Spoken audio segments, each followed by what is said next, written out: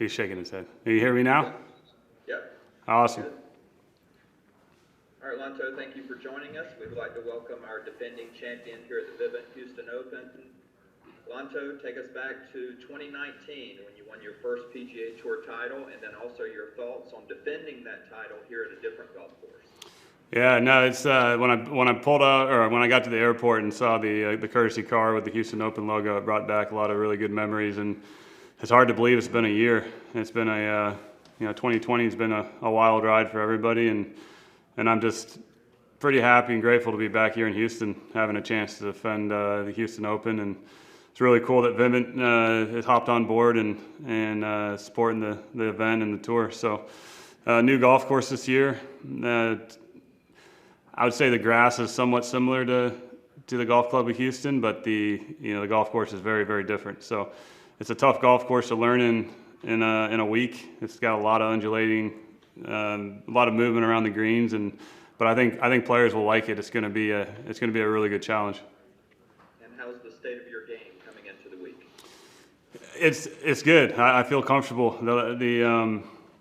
I struggled at Shriners and then CJ Cup and Zozo. I played fairly well the first 3 days there, and I was in the final group on Sunday both weeks, and it was a great learning experience for me. One of my goals after winning the Houston Open last year was to obviously not be a one-hit wonder, and I wanted to put myself in contention and build off the win, and I feel I'm proud of myself for doing that over the last year. I haven't won again, but I've had a few opportunities and just trying to build my game and experience. So it's been a fun ride.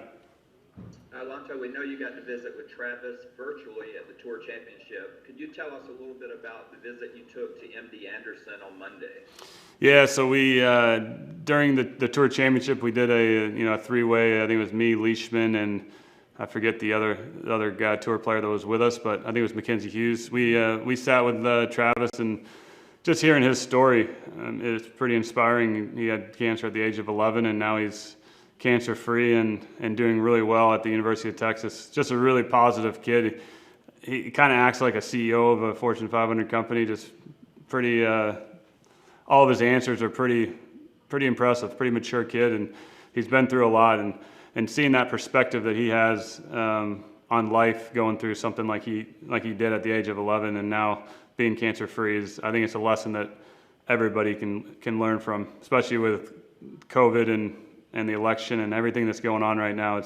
It's nice to have a perspective like that this kid almost died at the age of 11 and battled through cancer, and MD Anderson really was there for him and still is, and now he's doing great. So hopefully that's a kind of a learning experience for everybody.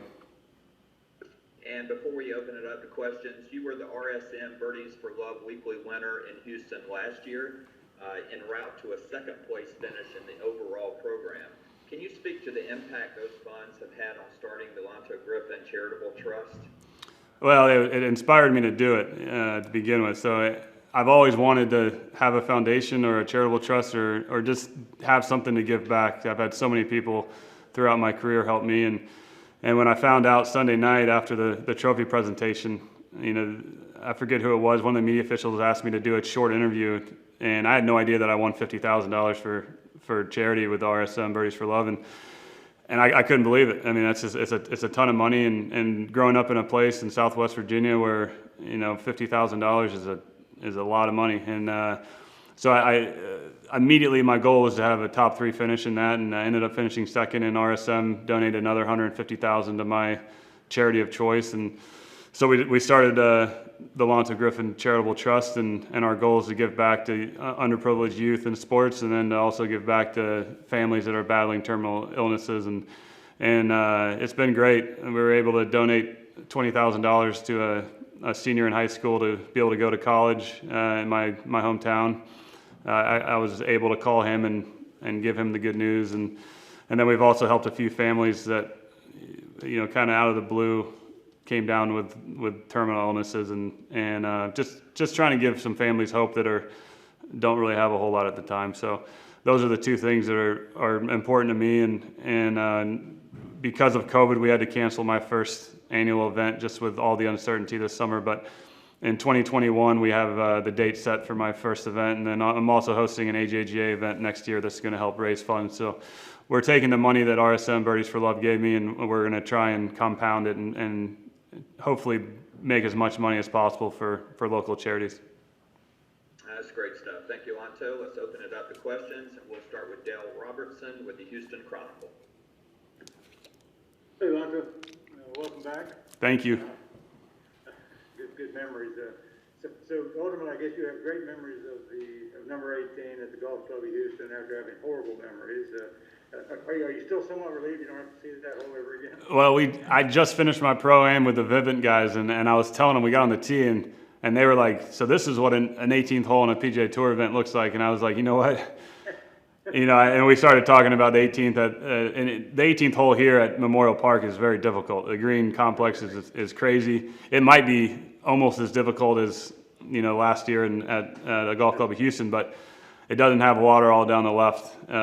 So it's if I had a one-shot lead coming up here, I think I'd be able to breathe a little bit easier than I would have last year. I've been asking the guys,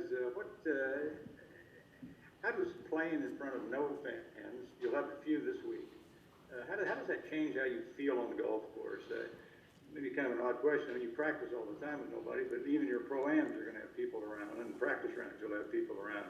Do you have to approach your shot preparation differently, or is there any difference? Yeah, there's a big difference. I think sometimes when you're a little down, maybe you're not hitting it that well, or you got off to a bad start, not having any fans there, it's hard to kind of have that energy. I think a lot of players feed off the energy of the fans and the excitement, and then you can also look at when you're playing well, and you got the crowd cheering and you got the crowd going crazy. It's a heck of a lot of fun. So it's obviously I've played on mini tours, for 6-7 years. I played college golf, junior golf, where we didn't have a whole lot of fans. So I've played a lot of golf in my life without fans, but the last couple of years we've been spoiled out here, or I've been spoiled to have large crowds, and it's so much fun.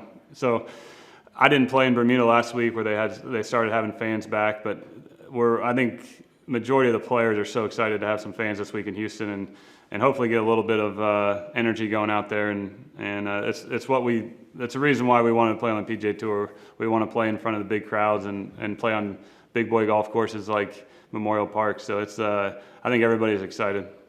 It's kind of a quirky situation. You played your way into the Masters by winning here last year, but of course this is the Masters you played your way into. But yet this is the lead-in event. Have you bottled up your brain thinking about how ironic this is? Well, the funny part is, for years and years, it was if you won in Houston, you went to the Masters the next week, and the Houston Open was always the week before Augusta. And it's ironic that I won in 2019, but now I'm playing my first Masters after defending. So it's different, but that's what 2020 has been for everybody. So there's no complaining going on here. I mean, it's been a wild ride. Everybody's had to adapt to kind of a new normal this year, and we're just going to roll with it. You got a chance to play in the next year's Masters, right?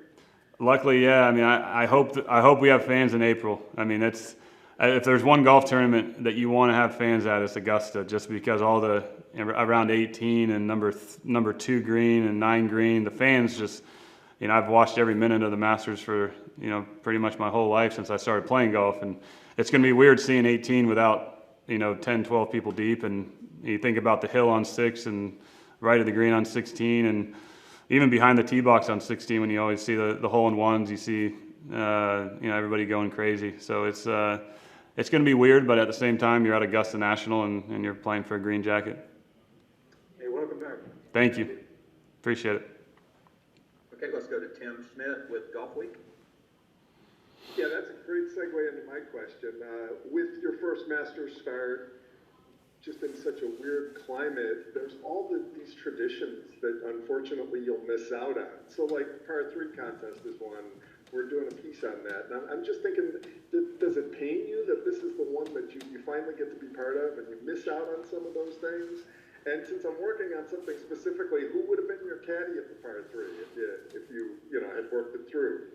So I'll answer the last part of the question first. So Stuart Swanson's he's like a dad to me. So he kind of helped raise me, and he travels with me a lot. He's caddied for me a bunch. So actually, we threw a party at my home course after the Houston Open about a week and a half later, and I actually presented Stu a caddy bib and gave it to him. So he was going to caddy for me there, and that's not going to be possible. But luckily, with making it the Tour Championship, I should be, I'm going to be back there in April. So hoping COVID kind of settles down and we can get back to where we can have fans and have the par 3 contest.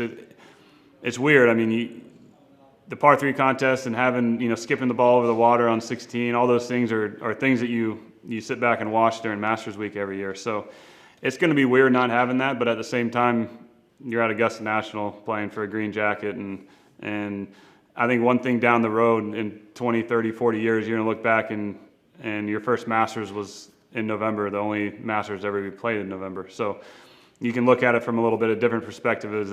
It's going to be, having a Masters 2020 hat or shirt with that logo on it, it's going to be the only one that's ever played in November. So from a positive standpoint, I guess you could look at it as it's a kind of a unique experience that not a lot of guys are going to be able to have.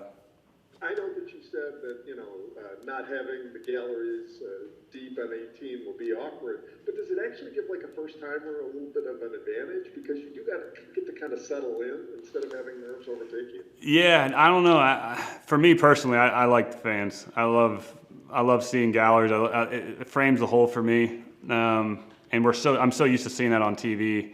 I remember walking up number 18 at River Highlands at the Travelers Championship on Sunday, and I was probably the 5th, 6th, 7th last group, and it was just there was nobody there. And I remember 2 years ago I played with Rory, and there was people just packed down either side, so it's different. I mean, it's not as exciting. So having the fans would be awesome, and hopefully we can get them back, starting in 2021. Thanks. Okay, we'll wrap up with Alan Shipnick from golf.com. Hey Lanto, thanks for the time. Just looking at the big picture, it's obviously been a crazy year for the tour and for sports in general.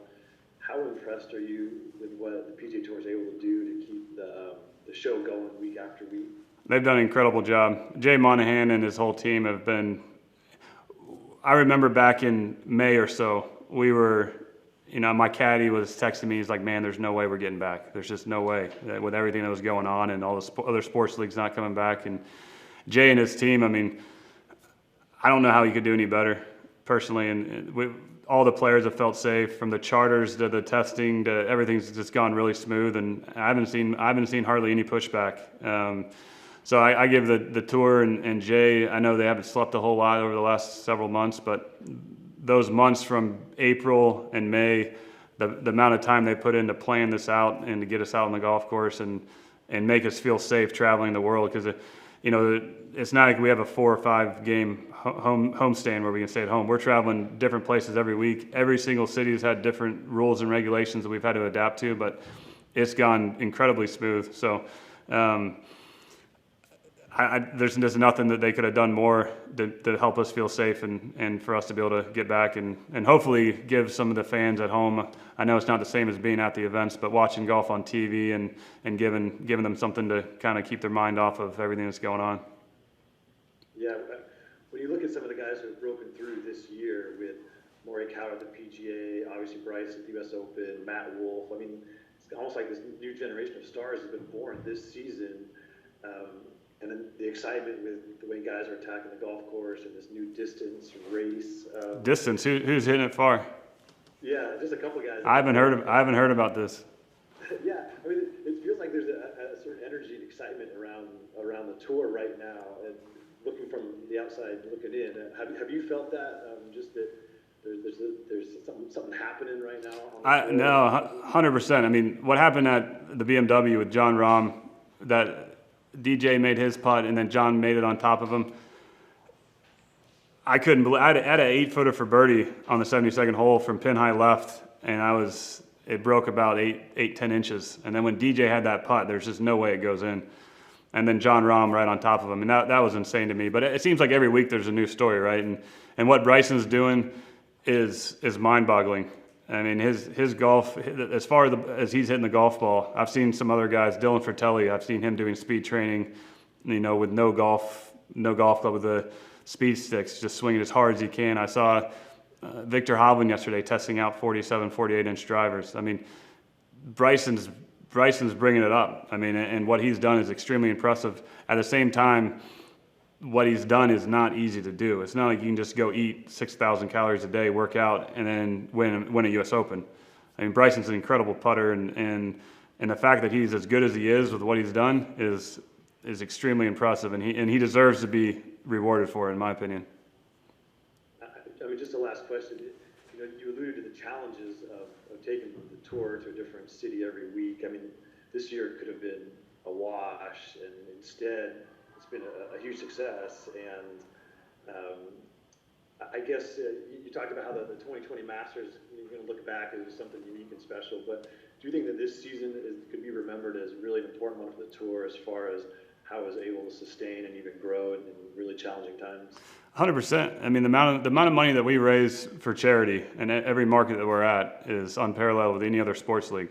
So for us to be able to come to these cities and still be able to give charity dollars during a pandemic is huge. So it's not just us that we're playing for. I mean, I think we've raised over $2 billion over the lifetime of the PGA Tour, and that touches a lot of people that need it. So it's been a testament. I mean, I can't imagine the conversations that the Jay Monahan and his team have had. How are we going to do this?